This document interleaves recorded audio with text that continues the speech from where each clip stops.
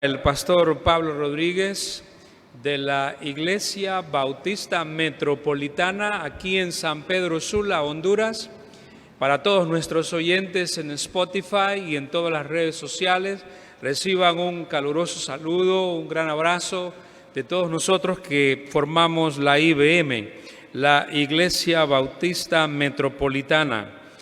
Hoy les invito nuevamente a abrir nuestra Biblia en el Éxodo capítulo 25, donde hemos tenido ya la lectura del verso 23 hasta el 40.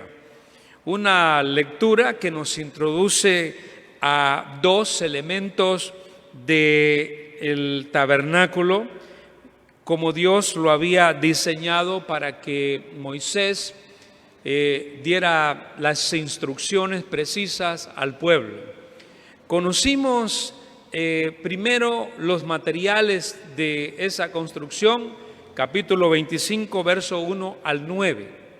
Y luego conocimos el arca del testimonio y la definimos como el lugar de la presencia de Dios, donde está la presencia de Dios y el lugar que se denomina el lugar santísimo. El trono de Dios, donde descubrimos hay unos querubines, todo esto en simbología, y entendimos cómo el pueblo hebreo llegó a entender que el arca del testimonio era la presencia de Jehová con ellos, y que esa arca iba a las batallas, iba guiando el camino de ellos, de forma que también vimos cómo llegó hasta Jerusalén por una jugada política del rey David, que convierte a Jerusalén en el lugar donde está el arca y hace que el templo esté en Jerusalén y sea Jerusalén el centro, así como él puso ahí su trono también como rey en el centro. De manera que el arca del testimonio señalaba el trono de Dios, señalaba el lugar donde Dios hablaba con el pueblo. Así terminamos viéndolo en el verso 22. Y de allí le dice Jehová a Moisés: me declararé a ti y hablaré contigo de sobre el propiciatorio, de entre los dos querubines que están sobre el arca del testimonio, todo lo que yo te mandare para los hijos de Israel. Por eso decimos que el verbo que está ahí, todo lo que yo te mandare, implica que todo es una orden que sale del trono de Dios. Toda la orden que Dios da, toda su soberanía como rey, como gobernante del pueblo, emanaba de ese trono llamado el arca del testimonio. Hoy quiero invitarlos a conocer dos elementos más que van a representar realidades muy hermosas que cristianamente iremos al Nuevo Testamento para que sea el escritor de Hebreos y también el escritor de Juan que nos expliquen cómo podremos entender la mesa del pan de la proposición y el candelero de oro. Así que les invito a abrir sus Biblias y vamos a partir releyendo la primera porción de la mesa para el pan de la proposición. Este pan de la proposición tiene la siguiente instrucción: harás asimismo una mesa de madera de acacia, su longitud será de 2 codos y de 1 codo su anchura, y su altura de 1,5 codos, y la cubrirás de oro puro, y le harás una cornisa de oro alrededor. Le harás también una moldura alrededor, de 1 palmo menor de anchura, y harás a la moldura una cornisa de oro alrededor. Y le harás 4 anillos de oro, los cuales pondrás en las 4 esquinas que corresponden a sus 4 patas. Los anillos estarán debajo de la moldura para lugares de las varas para llevar la mesa. Harás las varas de madera de acacia y las cubrirás de oro, y con ellas será llevada la mesa. Harás también sus platos, sus cucharas, sus cubiertas y sus tazones, con que se libará de oro fino los harás.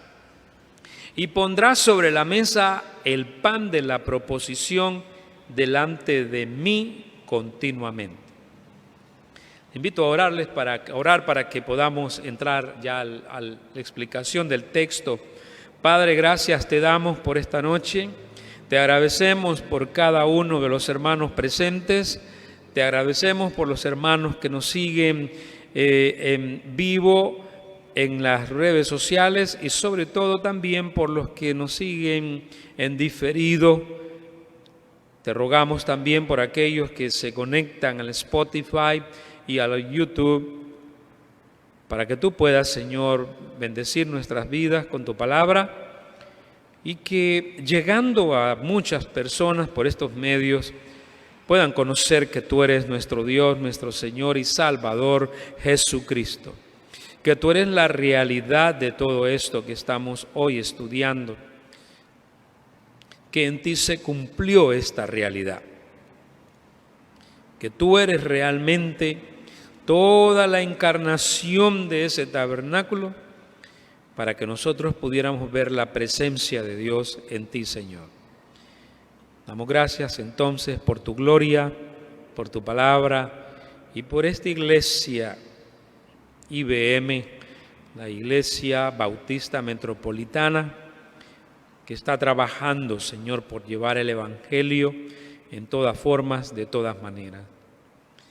Y especialmente queremos rogarte, pedirte por todos nuestros hermanos que en la región de Ucrania hoy están pasando por un momento difícil, especialmente por tu iglesia evangélica, que está orando unida para que tú protejas a tu pueblo, y que aún así tengan la oportunidad de proclamar tu evangelio para gloria de tu nombre, para que sepa el mundo en medio de la guerra que hay un Dios de paz, que ha llamado a la salvación al mundo, y que Él tiene en sus manos el destino de los pueblos. No son los gobernantes, no son los dictadores los que determinan la historia, sino tú, Señor, que tú eres el que mueves todo y lo estás llevando al fin de esta historia humana, preparando todo para tu segunda venida, con la cual tú vendrás a poner fin a toda guerra, a todo genocidio, a toda codicia de los hombres. Tú un día, Señor, destruirás todo eso, y solo quedará tu pueblo, que heredará todas las naciones de este mundo. Por ahora esperamos en ti y te rogamos por cada persona que no te conoce en Ucrania, y por tu pueblo que tiene que predicar tu evangelio para que ellos te conozcan. Asimismo te rogamos por la IBM aquí en San Pedro Sula, para que tú la uses como instrumento para aquellos que has de traer a la salvación en Jesucristo en este lugar. Que bendigas nuestras vidas, bendigas a cada hermano y a cada hermana, y tú, Señor, en tu soberana voluntad, traigas a los que estás salvando y los traerás a este lugar, la Iglesia Bautista Metropolitana. Te damos las gracias en el nombre de nuestro Señor Jesucristo y en el Espíritu Santo, que nos dirijas, Padre. Amén. Así que, hermanos, la mesa para el pan de la proposición. ¿Por qué se llama pan de la proposición? Bueno, proposición en realidad, literalmente en hebreo es el pan del rostro. El pan del rostro, así se llama realmente. El lehem panim, así se dice. Lehem es pan, panim es rostro y se traduce también como presencia, porque el rostro de una persona es su presencia. Yo puedo ver el rostro de alguien porque ahí está su presencia. De manera que para el pueblo hebreo aquí se le está explicando cómo ellos iban a actuar ante la presencia de Dios. El pan del rostro es la presencia de Dios, que va a tener una relación de comunión íntima, permanente con su pueblo. Eso es la mesa para el pan de la proposición. Esa mesa es de madera. Va a estar revestida también de oro en las partes para toda la cornisa, las varas, los aros que se harán para ella, de manera que va a representar esa comunión que Dios tiene con su pueblo y que por lo tanto le asegura dos cosas: la presencia de la comunión de Dios en sus angustias, que lo veremos, y la presencia de Dios también en la misión que ese pueblo debió haber tenido. Pero tiene algo esa mesa, esos panes que están ahí sobre ella, que deseo que lo descubramos de una manera muy sencilla. Vamos a entender entonces que la mesa para el pan de la proposición va a significar, por estar ahí la comunión de Dios con su pueblo permanente, esa comunión le asegura al pueblo la provisión divina. Es decir, va a haber sobre esa mesa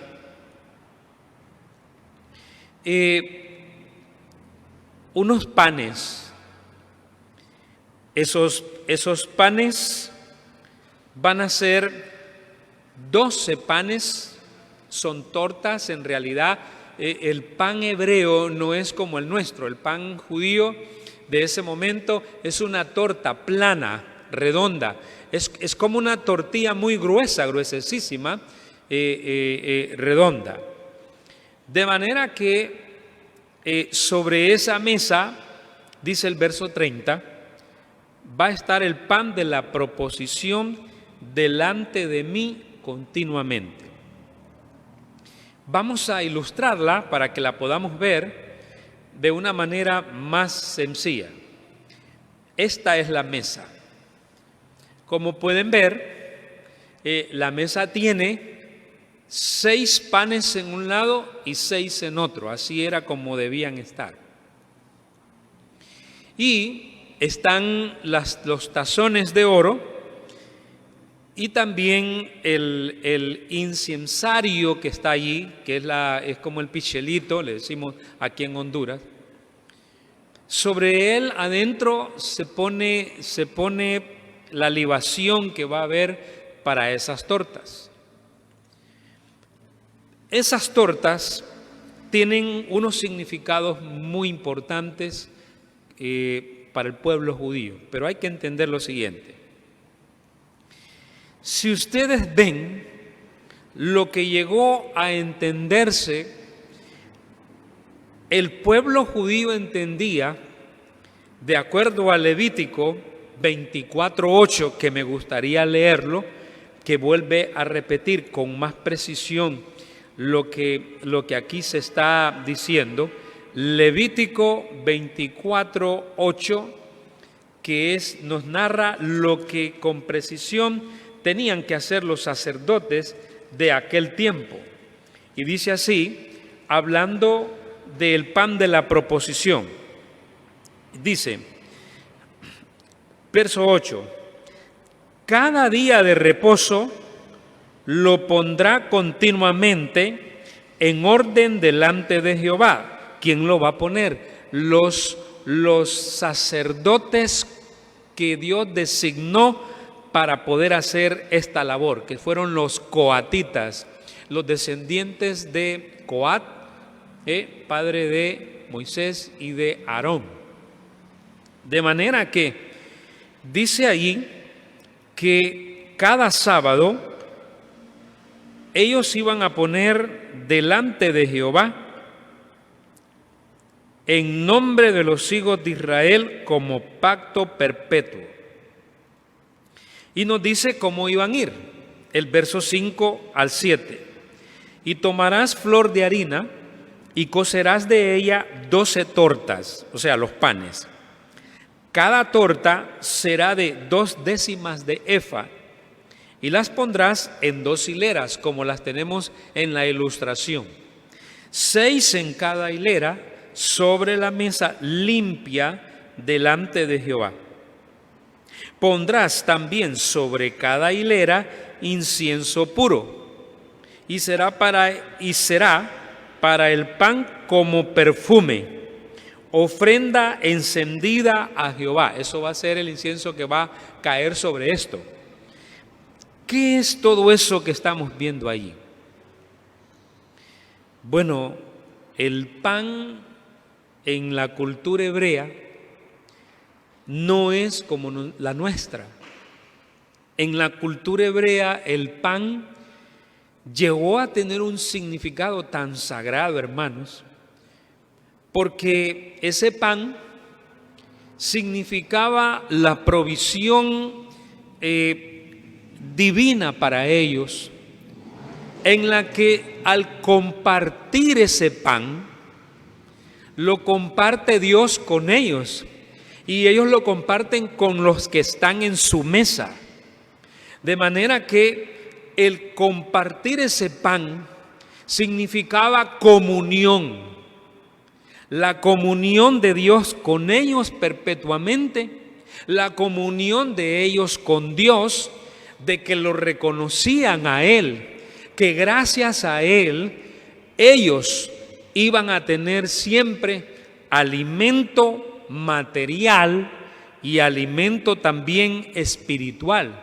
De forma que llegó un momento que por eso entendemos al Señor Jesucristo cuando dice, repitiendo el Deuteronomio, no solo de pan vivirá el hombre, dice, sino también de toda palabra que sale de la boca de Dios. De manera que estos panes vinieron a tener muchos nombres para los judíos. Por ejemplo, quisiera entender estos nombres en sus contextos para que ustedes vean cómo llegó a significar esos panes para los judíos. Quisiera ir a Números 4:7. Ya sabemos cómo van los panes, ya sabemos quiénes los sirven y quiénes lo están poniendo y quitando. O sea, cada sábado los sacerdotes quitan el pan viejo y ponen el pan nuevo. Ponen el viejo, quitan el viejo y ponen el nuevo, cada sábado perpetuamente. Bueno, en Números 4:7, quisiera leerles, dice de esta manera, en un contexto en que se habla de la tarea de los levitas. Eso habla Números 4:7.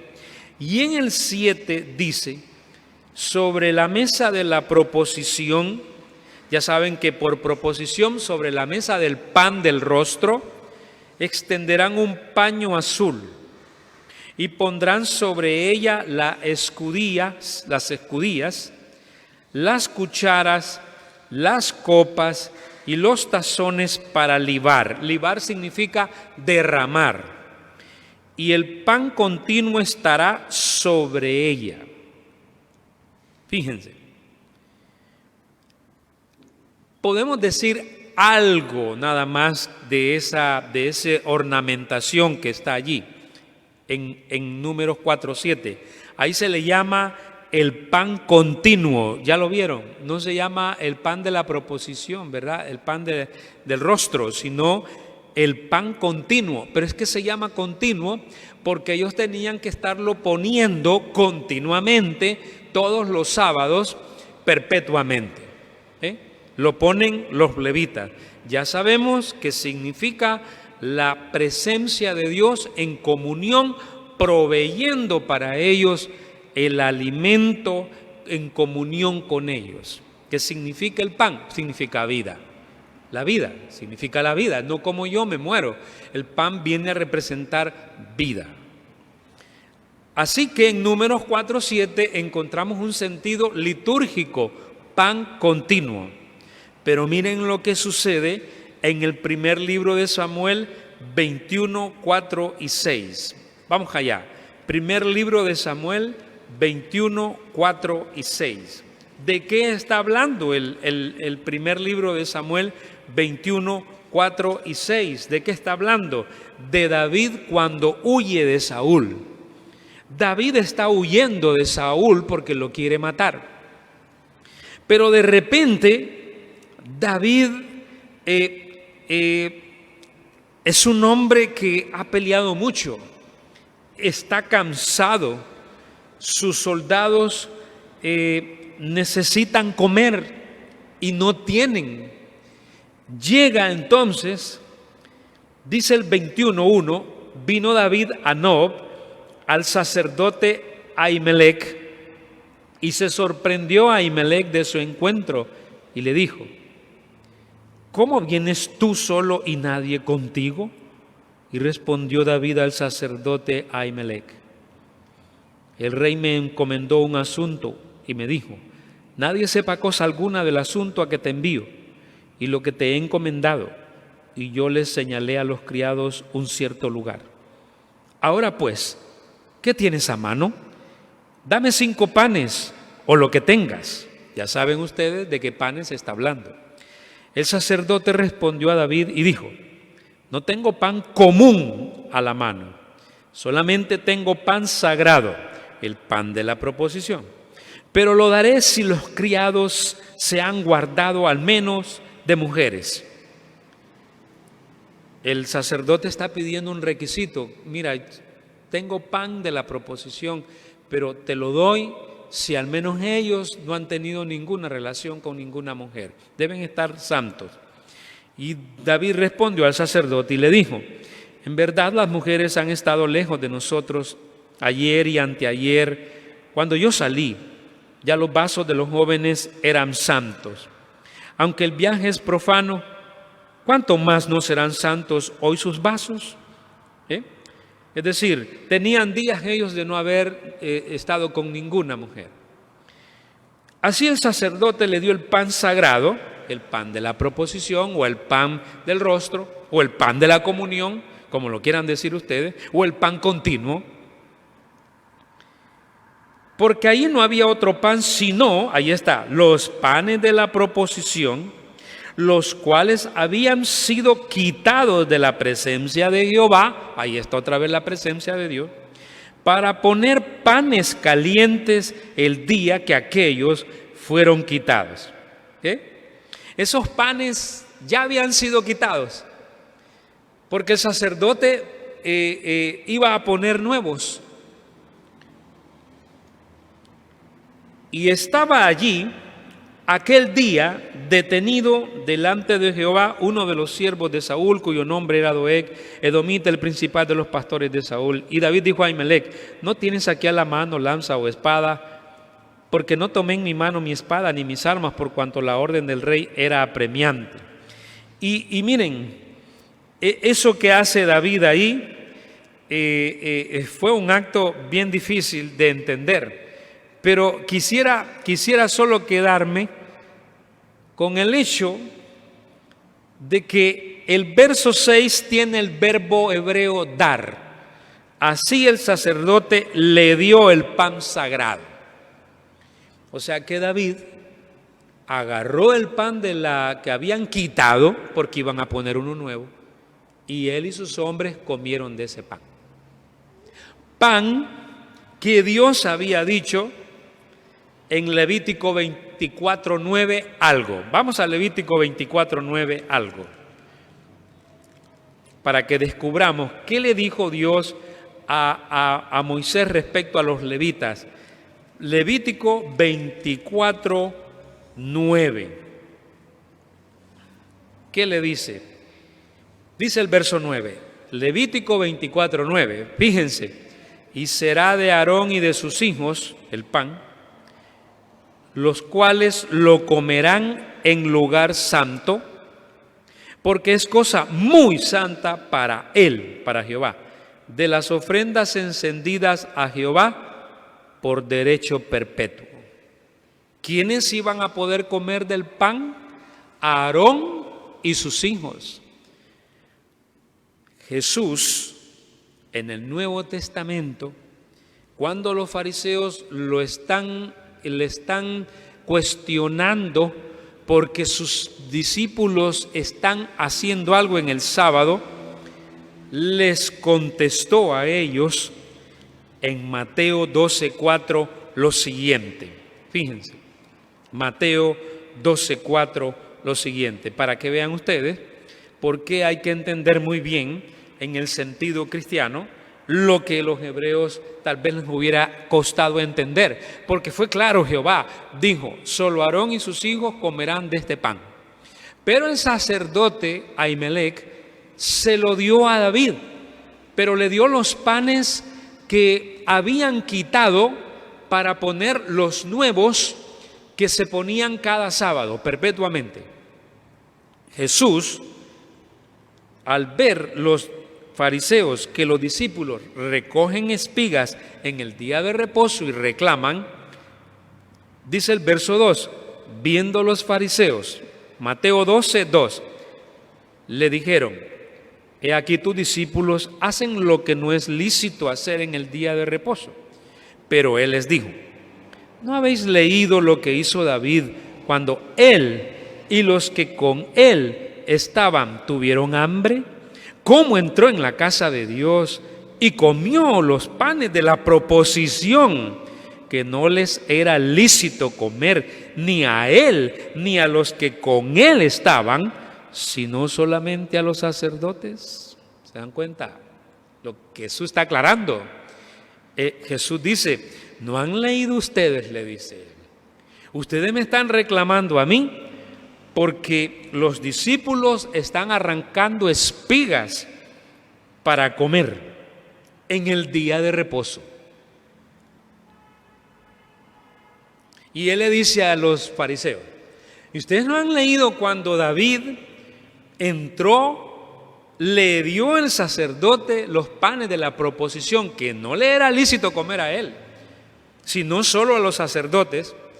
Y no han leído, dice el 5, cómo en el día de reposo, el sábado, los sacerdotes en el templo profanan el día de reposo y son sin culpa, porque los sacerdotes trabajaban el sábado. Era un trabajo lo que hacían. Entonces Jesús dice, los sacerdotes profanaban el día de reposo trabajando el sábado para Yahvé, pero lo están profanando. Y entonces Jesús dice, fíjense la explicación de Jesús, los discípulos recogen espigas para comer. ¿De dónde se saca el pan? Pues de la espiga,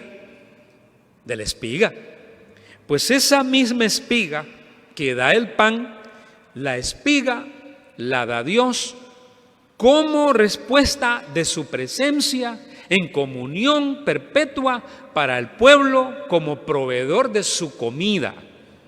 De manera que la lógica de Jesús es tremenda en cuanto a teología, muy sencilla. Jesús dice, si los sacerdotes pueden comer de ese pan, que son con culpa porque profanan el sábado, ¿por qué no mis discípulos no pueden comer espigas, no pueden quitar granos de espiga, porque las van quitando y las van comiendo ellos? Eso no está cocido ni nada.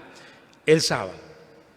Que no han leído ustedes, le está diciendo Jesús a ellos, que en realidad los panes de la proposición no agotaban su realidad en ellos mismos, sino que tenían que apuntar a uno mayor que ellos, a Jesucristo. Por eso es que ahí en Mateo 12 Jesús le dice a ellos, yo soy mayor que el día de reposo. Entonces Él es mayor que el sábado, Él es mayor entonces que los panes de la proposición. ¿Qué quiere decir esto? Es un pan continuo, es un pan sagrado, pero que Dios, ese pan, permitió que los sacerdotes lo pudieran comer. Y si el sacerdote, que es con culpa, lo puede comer, porque profana el día de reposo, ¿cómo no lo va a poder comer un hombre que no tiene nada que comer, al que Dios ha ungido? David. Entonces, para Jesús, fíjense, era más importante que los discípulos comieran que el guardar el sábado. Y era verdad. De manera que Dios aquí con David mostró que Él es el proveedor. ¿Para qué dan el pan? Para que se coma. De manera que David comió pan sagrado, como el pan nuestro es sagrado. Porque Jesús dijo, en la oración dijo que dijéramos, danos hoy el pan nuestro de cada día. ¿Quién va a dar ese pan? Lo va a dar Dios. Por darlo Él es sagrado. O sea, una persona puede pensar, bueno, cuando voy al supermercado y yo agarro una bolsa de pan, no sé de qué marca, desde el momento que yo lo tomo, lo pongo ahí en mi carreta y lo pago, ese pan, por haber venido de lo que Dios da, es sagrado. Y cuando vaya a mi mesa, es sagrado. Cuando yo lo parta y lo coma con todos los que estoy ahí, es sagrado, porque ahora ese pan a mí me hace recordar que dependo de Dios para todo. Y en segundo lugar, lo más importante, mejor dicho, que hay comunión entre Dios y yo por medio de Jesucristo.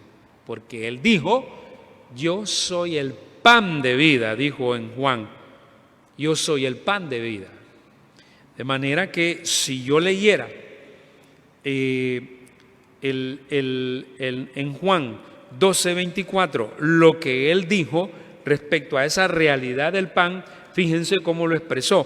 Juan 12:24, lo leo, dice, de cierto os digo, que si el grano de trigo, ahí lo tienen, no cae en la tierra y muere, queda solo, pero si muere, lleva mucho fruto. ¿Cuál es el fruto del grano del trigo que nosotros procesamos? Pues el pan. El pan.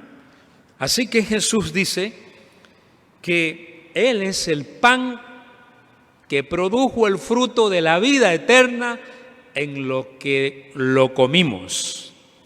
De ahí que tuvo que decirlo muy claro y se escandalizaron sus discípulos en Juan 6:33-35, lo leo también para ustedes, cuando dice así, porque el pan de Dios es aquel que descendió del cielo y da vida al mundo. Ahí lo tiene. La realidad de esa mesa de la proposición en esos 12 panes está en Jesucristo, que es el pan de Dios. Claro, el judío no lo entiende, se escandaliza. Y le dijeron, dice Juan 34, Señor, danos siempre este pan. Jesús les dijo, yo soy el pan de vida. El que a mí viene nunca tendrá hambre, y el que en mí cree no tendrá sed jamás. Mas os he dicho que aunque me habéis visto, no creéis. ¿Se dan cuenta? ¿Se dan cuenta, hermanos, que cuando descubrimos la realidad de ese pan, para el judío del Antiguo Testamento, es la comunión y presencia de Jehová que provee el alimento? De manera que en el Nuevo Testamento ese pan, esa mesa de la proposición, ese pan, alude a Jesucristo. Va directo a Jesucristo. Eso para el judío del Antiguo Testamento no está claro. Para ellos ese pan sencillamente representaba comunión de Dios y la comunión y la presencia de Él como el dador de la vida, porque el pan es lo que sustenta la vida. Ellos no llegan a entender vida eterna, no, eso no lo podían entender, porque no es esa la revelación que Dios le dio a Moisés. Le dio un modelo, no lo olvidemos, le dio un modelo. Nosotros ahora conocemos la realidad de ese modelo, claro, porque ya vino Jesucristo. Allí no, ahí solo tenemos que entender provisión divina para alimentarse y tener vida, porque el pan era la vida, literalmente el pan era la vida. Y habían dos materias primas para el pan. Una, el trigo, ¿verdad?, que era el pan que solo podían comer los de mejor condición económica, el pan de trigo. Los pobres no comían pan de trigo, comían pan de cebada, Ese era el pan que comía Ruth, por ejemplo, con Noemí, pan de cebada. Es la cebada para los pobres, ¿verdad?, los que no pueden, y el trigo era para los que podían. Así que eran esas dos, pero ambos, sean de trigo, sean de cebada, era el pan que Dios da. Así que encontramos pan de continuo, pan sagrado. Pero hay una historia que es bastante sorprendente, y quisiera que la miraran en el primer libro de Crónicas 9:32, para que conozcamos y veamos más en contexto cómo vieron los judíos este pan y sus contextos, donde se aprende más de cómo ellos llegaron a entenderlo. Primer libro de Crónicas 9:32.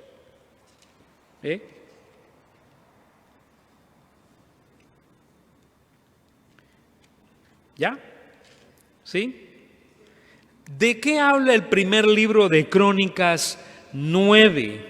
De los que regresaron de Babilonia, ¿verdad? De los que regresaron de Babilonia.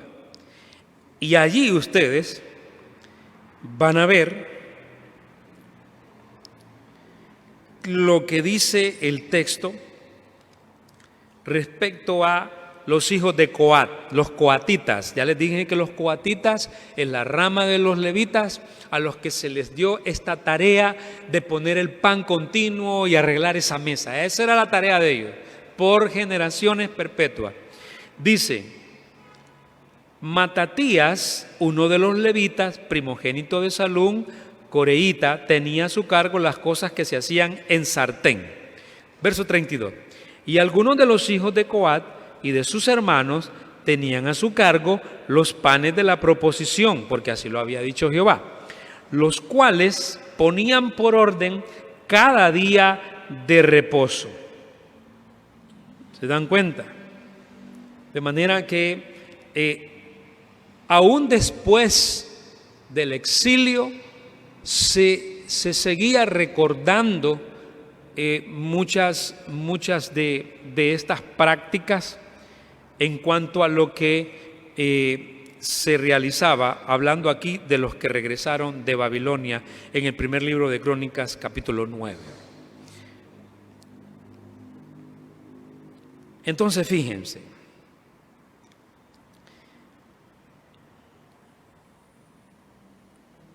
David comió, los sacerdotes comieron, el pueblo comió en representación en los sacerdotes con Jehová en la mesa, porque el sacerdote representa al pueblo delante de Jehová. Cuando él entraba, ellos entraban, se lo comían allí, los hijos de Coat. Al comerlo, la comunión de Jehová con el pueblo está en los sacerdotes. El sacerdote representa al pueblo ante Jehová, el profeta a Jehová ante el pueblo, así era la función. Quiere decir, hermano, que Dios no solo daba de comer al pueblo de Israel, sino quería que ellos entendieran que Él estaba con ellos, no solo en la comida, sino en la vida, porque el pan es la vida.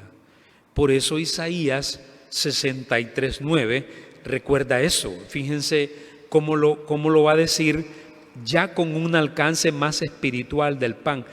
Miren, cuando comemos en la mesa tenemos que ser bastante conscientes de qué está ocurriendo ahí. Muchas veces la gente come y come de una manera como que estamos comiendo irracionalmente. No, cuando comemos, hermanos, hemos de tener un gran respeto por lo que vamos a servir y por lo que vamos a tomar. Isaías 63:9 dice de esta manera: Dios hablándole al pueblo de cómo el pueblo fue afligido y cómo Él fue bueno con el pueblo. Dice: en toda angustia de ellos, Él es Jehová ahí, fue angustiado, y el ángel de su faz los salvó. En su amor y en su clemencia los redimió y los trajo y los levantó todos los días de la antigüedad. Cuando dice ahí, Él fue angustiado,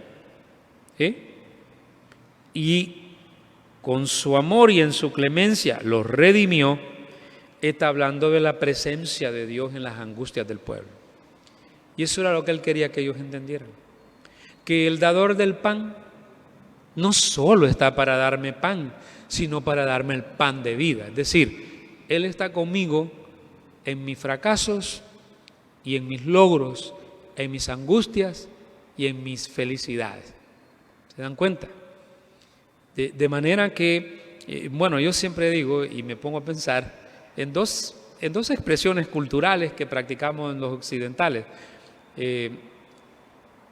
Una es cuando cumplimos años y todo el mundo trae pastel, ¿verdad? Es muy rico y un momento muy hermoso porque todos estamos sonriendo, todos estamos alegres, porque el pan alegra, ¿verdad?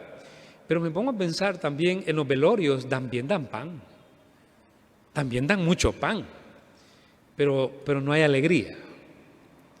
Así que hay pan de alegrías y pan de angustias, pero en los dos Dios nos acompaña. Y allí lo tienen la representación de ese pan, de lo cual pues termino diciendo esto.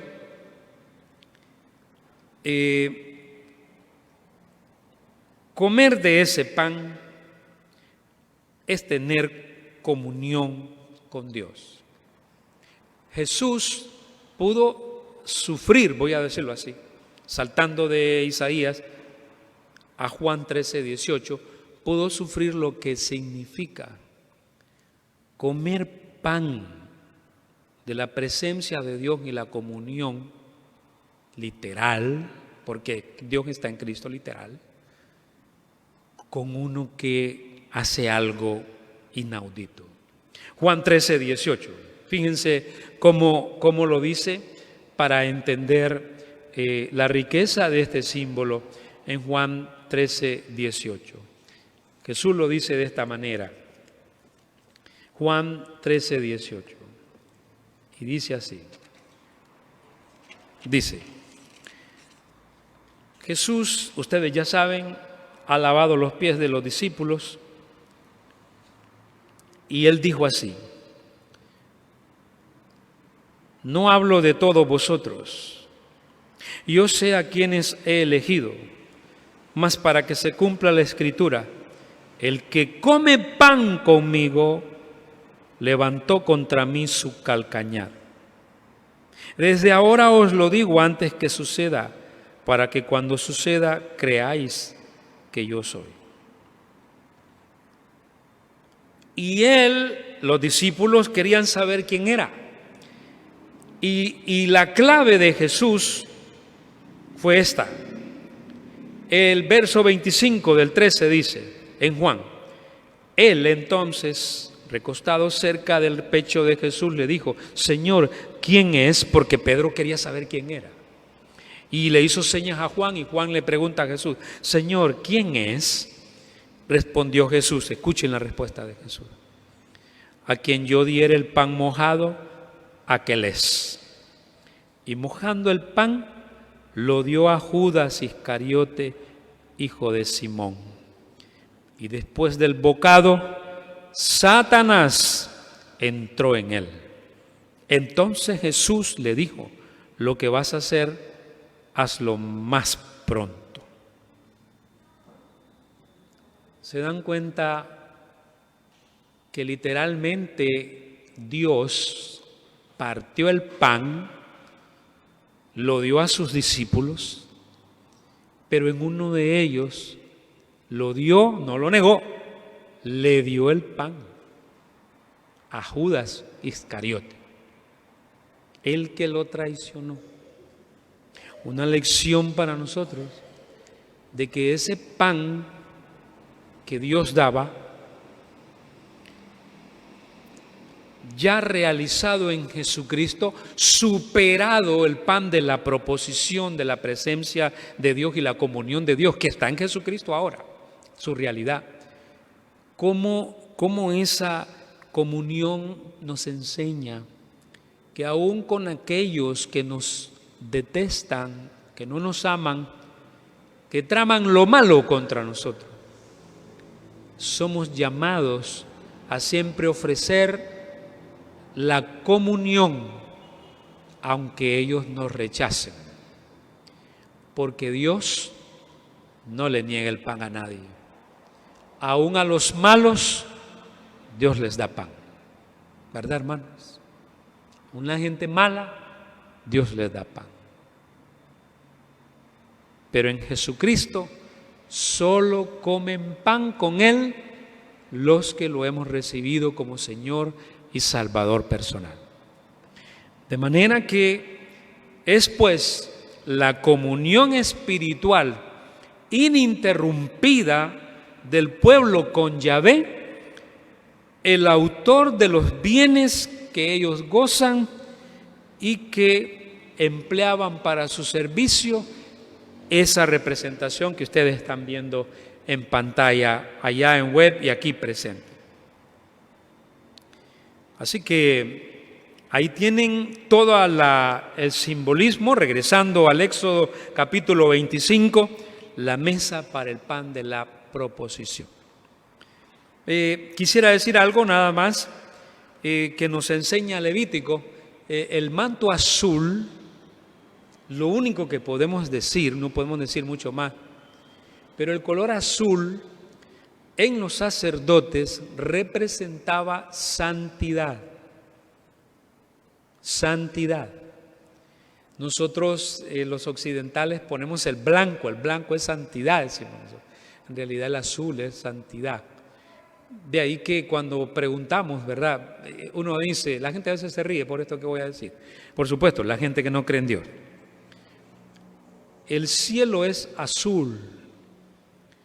Y aunque se puede explicar científicamente por qué es azul, pero el azul del cielo es para recordar que el cielo es santo. Todo el cielo es santo, porque ahí tiene el trono Jehová. El cielo es mi trono, dice él. Y las nubes, el polvo de mis pies, dice él. De manera que por eso el cielo, Dios lo deja azul, para recordar a la creación que salió de las manos de un Dios santo. Y eso es lo que recuerda. Por eso tenía que estar limpia la mesa. Y el color azul recordaba al sacerdote no solo la limpieza física, sino la limpieza de ellos, espiritual de ellos, que podían comer de ese pan siempre que ellos estuvieran santos. Así que por eso ya sabemos que el sacerdote le dijo a David, lo pueden comer tus hombres, aunque ya fue quitado, siempre que estén santos, que no hayan tenido relación con nadie. Y David le dijo, bueno, así es, no han tenido relación con nadie. Y lo comieron y no murieron, ¿verdad? Y no murieron, no pasó nada. Así que es una de los elementos más convincentes que nos llevan hasta el pan de vida, que es Jesucristo. Muy bien, tenemos unos minutos solo para terminar. El candelero de oro, los invito a poner la mirada. Dice el texto: harás además un candelero de oro puro, labrado a martillo se hará el candelero. Su pie, su caña, sus copas, sus manzanas y sus flores serán de lo mismo. Y saldrán 6 brazos de sus lados, 3 brazos del candelero a un lado y 3 brazos al otro lado. 3 copas en forma de flor de almendro en un brazo, una manzana y una flor, y 3 copas en forma de flor de almendro en otro brazo, una manzana y una flor, así en los 6 brazos que salen del candelero. Y en la caña central del candelero 4 copas en forma de flor de almendro, sus manzanas y sus flores. Habrá una manzana debajo de 2 brazos del mismo, otra manzana debajo de otros 2 brazos del mismo, y otra manzana debajo de los otros 2 brazos del mismo. Así, para los 6 brazos que salen del candelero. Sus manzanas y sus brazos serán de una pieza, todo ello una pieza labrada a martillo de oro puro, y le harás 7 lamparillas, las cuales encenderás para que alumbren hacia adelante. También sus despabiladeras y sus platillos de oro puro. De un talento de oro fino lo harás con todos estos utensilios. Mira y hazlos conforme al modelo que te ha sido mostrado en el monte. Ahí lo tienen. ¿Cómo se llama este? El candelero de oro. En hebreo se llama la menorá. Menorá. ¿Qué es la menorá? Bueno, en realidad va a alumbrar hacia adelante. Y era la única luz que había en ese lugar santo. En el lugar santo hay 3 cosas nada más. 2 que ya vimos hoy, solo hasta ahí podemos llegar. Esta menorá y la mesa del pan de la proposición y el incensario de oro que está allí, la mesa del incienso de oro. ¿Qué es el candelero de oro? Es de una sola pieza y representa la luz de la vida divina. Para ellos, este candelero llegó a representar esa luz dentro del lugar santo, la gloria de Dios que emana de la luz de la vida divina, que nosotros comprendemos de la siguiente manera. Fíjense, ese candelero de oro, vamos a ponerlo para que ustedes lo vean, ahí está la menorá, pueden ver las flores, sus manzanitas chiquitas, sus flores, y las copitas donde va el aceite que se va a encender. En Levítico 24:3 tenemos otra vez qué se pone ahí y cómo se hace. Dice 24:3. O voy a leer el 1, el 2 y el 3 mejor. O los 4. Habló Jehová a Moisés diciendo: manda a los hijos de Israel que te traigan para el alumbrado aceite puro, de olivas machacadas, para hacer arder las lámparas continuamente. Fuera del velo del testimonio, en el tabernáculo de reunión, las dispondrá Aarón desde la tarde hasta la mañana delante de Jehová. es estatuto perpetuo para vuestras generaciones. Escuchen, sobre el candelero limpio pondrá siempre en orden las lámparas delante de Jehová.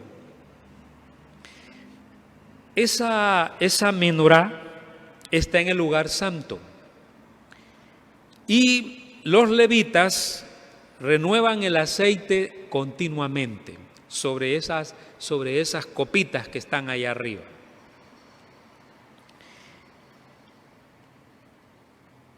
Llegó a representar la gloria de la presencia de Jehová de una manera formidable. Y una de las que quisiera compartirles por el tiempo es la del niñito llamado Samuel, que está en el libro primer libro de Samuel. Quisiera llevarlos allí para que lo miraran. Es impresionante porque es un detalle que si se lee muy rápido y se pasa por encima, no podemos verlo cuando justamente Jehová llama a Samuel. Primer libro de Samuel, capítulo 3. Y miren cómo lo dice el escritor de Samuel. Disculpen. Dice el capítulo 3 del primer libro de Samuel. Lo leo para entender el contexto. El joven Samuel ministraba a Jehová en presencia de Elí, y la palabra de Jehová escaseaba en aquellos días. No había visión con frecuencia. ¿Van viendo? O sea, no hay luz para ellos del conocimiento de la palabra. No hay luz. Y aconteció un día que estando Elí acostado en su aposento, cuando sus ojos comenzaban a oscurecerse, de modo que no podía ver, fíjense el verso 3 y pongan atención. Samuel estaba durmiendo en el templo de Jehová, donde estaba el arca de Dios, y antes que la lámpara de Dios fuese apagada, la menorá, esta que están viendo. Miren, a mí me llena de terror cuando yo leo eso. ¿Dónde está acostado Samuel? ¿Dónde está Samuel? ¿Dónde está durmiendo? En el templo de Jehová, donde estaba el arca de Dios y la lámpara de Dios antes de que fuera apagada. ¿Qué tal, hermanos? A mí me daría terror porque lo que eso significaba. Y fue allí, dice el verso 4, Jehová llamó a Samuel y él respondió, heme aquí. Desde el arca donde Dios dijo, desde aquí hablaré. El arca y la menorá, el arca como presencia de Jehová y la menorá como gloria de la luz de Jehová sobre Samuel. Que no había visión en aquellos días de la palabra y que el sumo sacerdote Elí estaba quedando ciego. El niño Samuel podía ver, oír a Dios. ¿Qué les parece? Así que la menorá significaba esa gloria, presencia de la luz de la vida de Dios. De ahí que Jesús dice, yo soy la luz del mundo. El que viene a mí no andará en tinieblas. Y cuando otro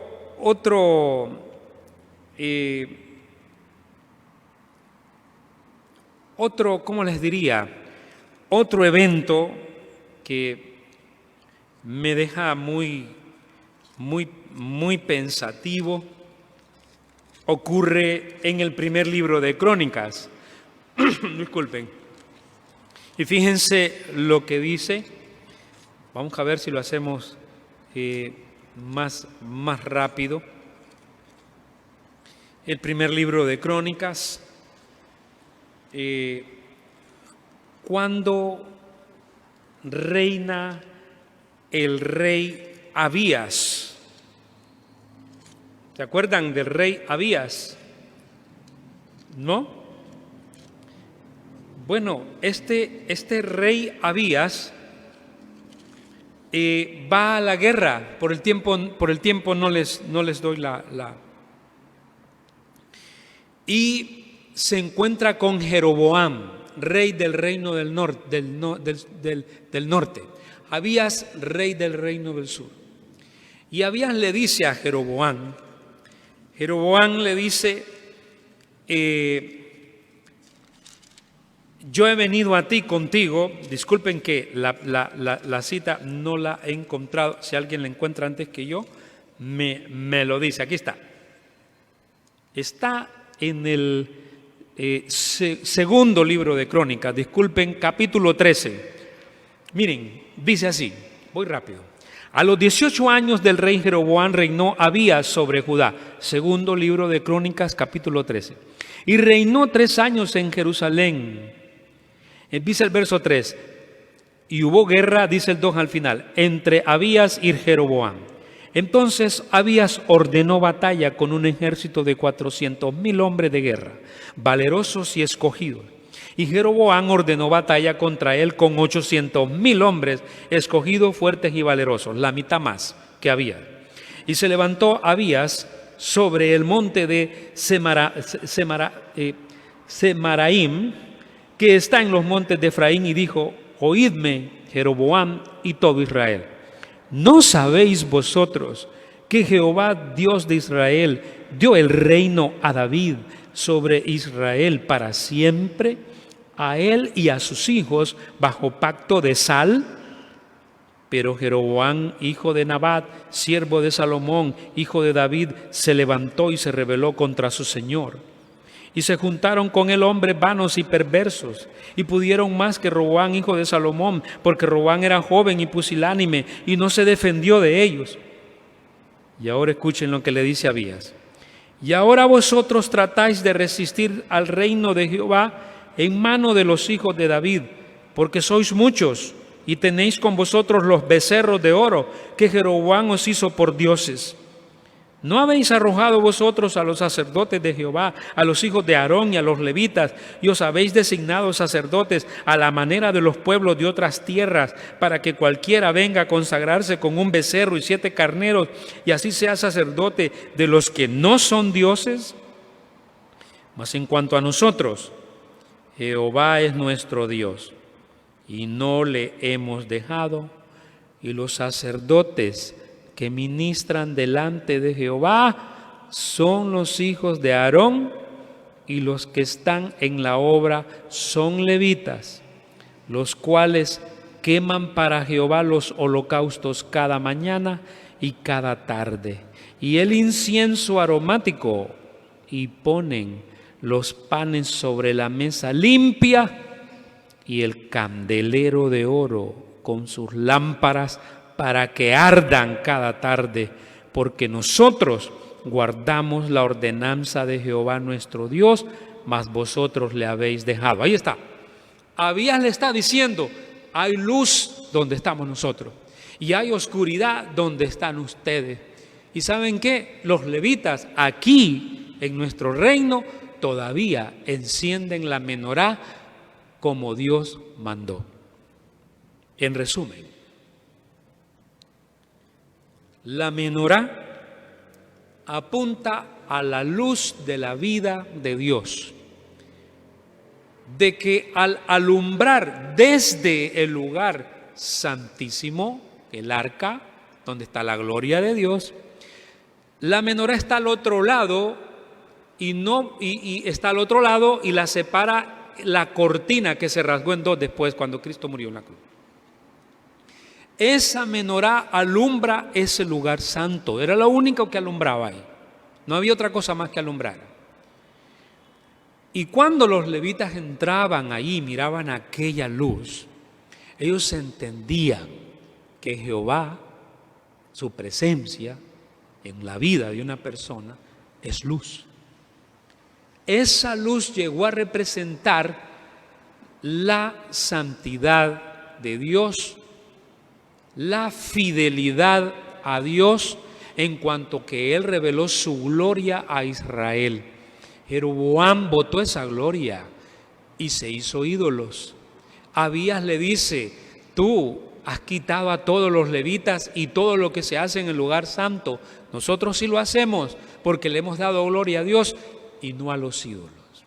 Por eso Pablo en Romanos, terminando, dice que los hombres, Romanos capítulo 1, versos 18 al 32, no vieron la gloria de Dios porque la negaron al fabricarse ídolos en su corazón y fueron entenebrecidos en su corazón, de manera que honraron a las criaturas antes que al Creador. Esa luz termina en Jesucristo. Juan 18:12, yo soy la luz del mundo. Mateo 5:14 dice que nosotros somos la luz del mundo. Fíjense, Cristo dijo: yo soy la luz del mundo, Juan 8:12. Y en Mateo dijo: vosotros sois la luz del mundo, Mateo 5:14. De manera que la gloria de Dios en Jesucristo apunta ahora en que su presencia en un lugar donde está la iglesia hay luz. Donde no está la iglesia hay oscuridad. Y a la iglesia le toca ser luz del mundo. Así que él dijo que la lámpara se pone en lo alto y no en lo bajo. De forma que los israelitas abandonaron la luz de Dios. Ya lo vimos en Jeroboam. Y fue una lucha entre la oscuridad y la luz. Y hoy es igual. Termino con esto. En el Apocalipsis 1, 12 al 20, lo ilustra de una manera más clara en la realidad espiritual de la luz y la gloria de Dios en una iglesia. Allí se habla de que Jesucristo le dice a esta iglesia: yo soy el alfa y la omega. Apocalipsis 1:11. El primero y el último.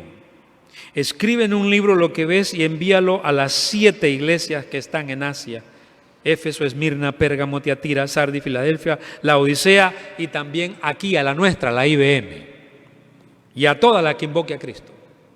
Y dice Juan: y me volví para ver la voz que hablaba conmigo, y vuelto vi 7 candeleros de oro, y en medio de los 7 candeleros a uno semejante al Hijo del Hombre, vestido de una ropa que llegaba hasta los pies y ceñido por el pecho con un cinto de oro. Siempre Jesús le va a decir a la iglesia que Él puede quitar el candelero de oro de esa iglesia. Le dijo eso a la iglesia de Éfeso en el verso 5. Recuerda, por tanto, de dónde has caído y arrepiéntete y haz las primeras obras, pues si no, vendré pronto y te quitaré, y quitaré tu candelero de su lugar si no te hubieres arrepentido. Es la luz de Dios, la luz de la vida. Así que ese instrumento, la menorá, con el que terminamos, llegó a representar la gloria de Dios en luz con su pueblo. Hoy su realidad es la luz de Cristo en su iglesia. Pero esa luz se traduce, dijo Juan, en santidad. Dijo Juan en su carta, en su primera carta de Juan 1, capítulo 1 y 2, que el que anda en oscuridad miente, mas el que anda en luz tiene la vida. Y que la luz y la oscuridad no pueden estar en un creyente. Un creyente es luz, no es oscuridad. Así que los judíos comprendieron que tanto los panes son comunión perpetua de Dios como proveedor de la vida del pueblo, y la luz, la gloria que trae la vida divina, y que alumbra con su palabra, con la presencia de Dios en su pueblo. Y que donde está la gloria de Dios, ahí está su presencia, su favor, su gracia, su misericordia. Por eso veremos cómo la gloria de Dios va a bajar después al todo el tabernáculo cuando ya esté terminado. Muy bien, hasta aquí podemos llegar. Gracias a nuestros amigos en Spotify que nos siguen. Agradecemos su paciencia y sus oraciones. Así ustedes también en Facebook, en YouTube. Gracias por estar con nosotros. No se olviden siempre escribirnos, Iglesia Bautista Metropolitana HN. Muchas bendiciones para todos y gracias a los hermanos que nos acompañan hoy para que no nos sintamos tan solos. Muchas bendiciones para ustedes también y gracias por acompañarnos y perseverar. Bendiciones para todos.